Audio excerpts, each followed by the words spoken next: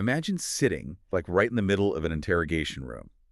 The lights are blinding, the accusations are just loud and relentless, and they are demanding a confession. Yeah, that sounds like an absolute nightmare. Right. And every single instinct in your body is just screaming at you to defend yourself, to explain your side of the story, to yell back. But you don't say a single word. In that scenario, who actually holds the power in that room? It's such a terrifying scenario to picture because it completely flips our default understanding of control, you know? Exactly. We usually think the loud one is in charge. Right. We generally assume the person making the most noise, the person asking the questions, is naturally the one holding all the cards. I mean, silence feels like this void that the authority figure is just filling up. Well, welcome to today's deep dive. Today, we are stepping away from the massive data sets and the sprawling historical timelines and dense research papers we normally tackle to keep you well informed. Yeah, we're taking a completely different approach today. We really are. We are zooming all the way in on one singular, incredibly brief piece of text. It's an excerpt titled The Silent Trial of Faith. And it functions as a thematic introduction to a larger film reflection. And I mean brief. It is barely a paragraph long. However, the density of the ideas packed into those few sentences regarding human psychology, the nature of resilience, and the true mechanics of power is just immense. It really is. It completely forces us to reconsider how we protect ourselves when we're under attack. And that is exactly our mission for you today. We want to hit the brakes. We're unpacking just how much profound emotion and structural philosophy can be extracted from a handful of sentences about a young woman facing a silent trial. Right. It reframes how we think about defending ourselves, moving away from formal courtrooms and into something much more visceral. But to do that, we really have to look at how the text defines the battlefield. The opening lines instantly strip away our assumptions about where conflicts actually happen. Okay, let's look at those lines. So the text opens with, some trials do not happen only in courtrooms. They happen inside the soul. A young woman stands before questions, judgment, and authority. Wow. Yeah, that phrasing instantly pulls us out of the physical space. It does. It establishes this fundamental conflict of jurisdiction. You have words like questions, judgment, and authority. These represent external institutional forces, you know. Right, the system. Exactly. They demand compliance, they rely on structure, documentation, physical power, but then the text explicitly states the real trial is happening inside the soul. I have to admit, that line gave me pause. There seems to be a massive paradox there. How so? Well, when I hear judgment and authority, I immediately picture physical forces, like a judge with a gavel, a tribunal, an interrogation room, or even just the state itself. Yeah. But if the actual trial is internal, if it's inside the soul, doesn't that inherently mean the external authority figures are fundamentally powerless over the real verdict? Oh, absolutely. And that tension is the core friction of this entire scenario. Earthly authority relies entirely on controlling the physical world. Because they can lock a person in a room. Right. They can restrict movement, they can inflict physical consequences, but physical containment is not the same as spiritual defeat. By framing the trial this way, the author is pointing out that these authority figures are desperately trying to breach the boundary of her soul. Because they know they have no natural access to it. Yes. It's like the difference between being formally disciplined by a boss at work versus wrestling with your own fundamental integrity at like 2 in the morning. Oh, that's a great way to put it. Yeah, because your boss controls the external trial. Right. They can dock your pay, they can fire you, they control your title. But they cannot force you to genuinely believe you are wrong if your internal compass says you are right. Right. They have physical leverage, but zero internal leverage. That is a very practical, everyday equivalent. I mean, if you look at the history of formal interrogations or even historical show trials, the ultimate goal of the authority is rarely just physical punishment. What do they actually want then? What they actually want is ideological submission. They need the accused to agree with the judgment, to confess, to validate the authority's worldview. So the questions and judgment mentioned in the text aren't just part of a legal process. They're a tactic. Yes, they are psychological battering rams. They're trying to force an internal surrender using external pressure. Because until the young woman accepts their narrative, their authority over her is just incomplete. Yeah, exactly. The true trial isn't about whether she goes to prison. It's whether her internal integrity fractures under that external weight. The physical space is just a theater. The real war is over who gets to dictate reality inside her mind. But knowing the soul is the real battlefield doesn't really explain how you actually defend it. If the authority has all the external weapons, like the legal codes, the loud voices, the physical space, what is the internal shield? Well, that brings us to the next part of the text. Right, let me read it. It says, "She does not fight loudly, but in her silence, something powerful remains." And here, the text introduces a defense mechanism that feels incredibly counterintuitive to how we're taught to handle conflict. It feels completely backwards to me, especially in our modern context. Yeah. Today, if you aren't actively speaking your truth out We're loud, doing PR for yourself, yeah? right?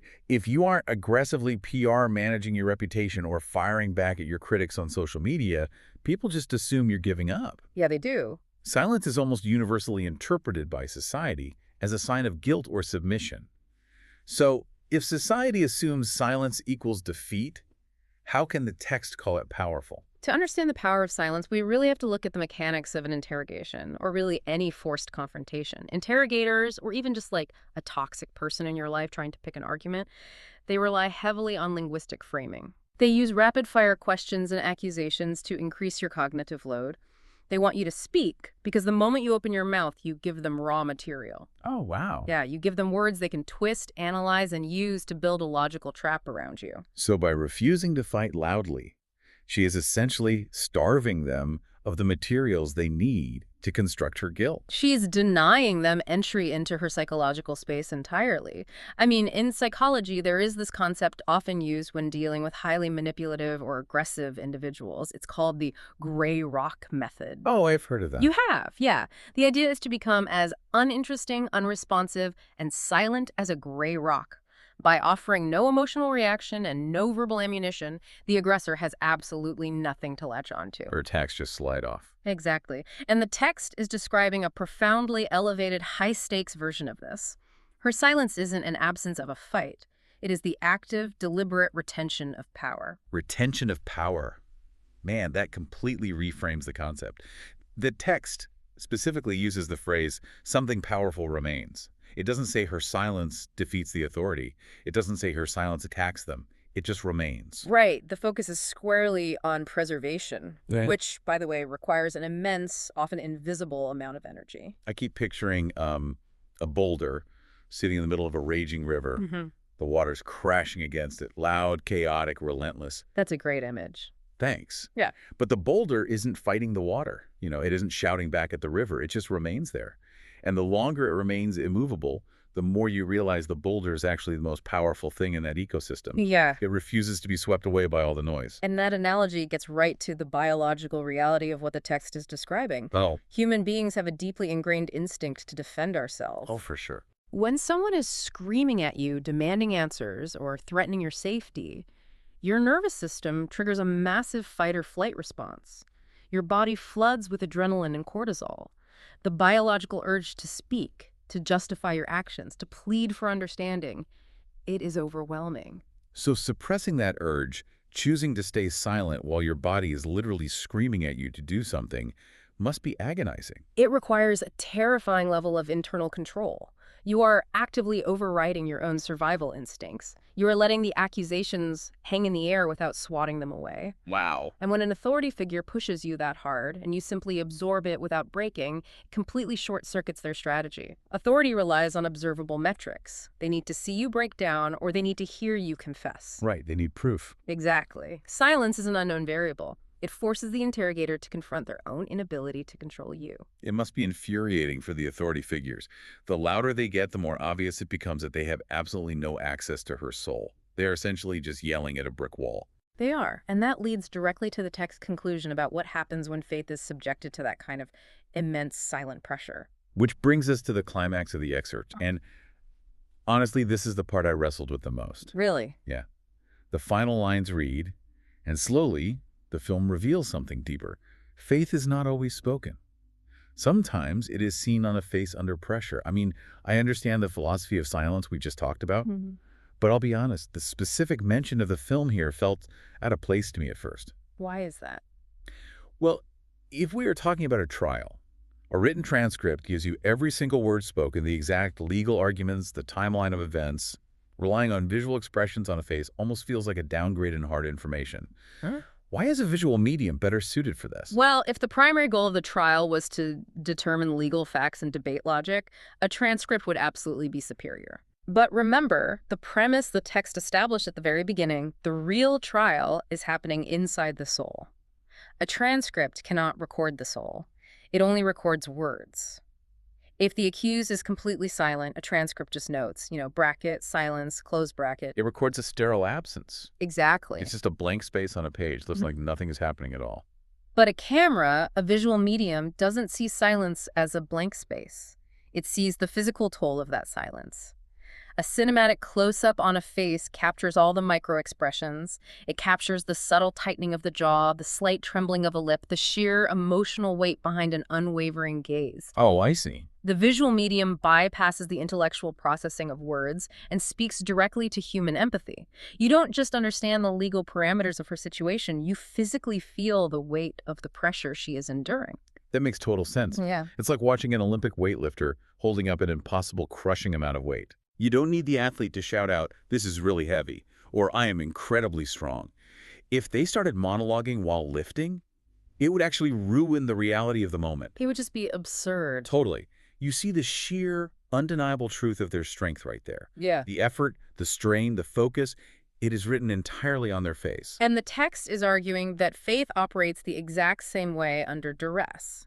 We normally treat faith as this abstract concept. We think of it as a spoken creed, an intellectual belief system, or something you just declare to the world. Right, like, I believe in this. I stand for that. We treat faith almost like a public relations statement. But this excerpt suggests that extreme pressure acts like a forge.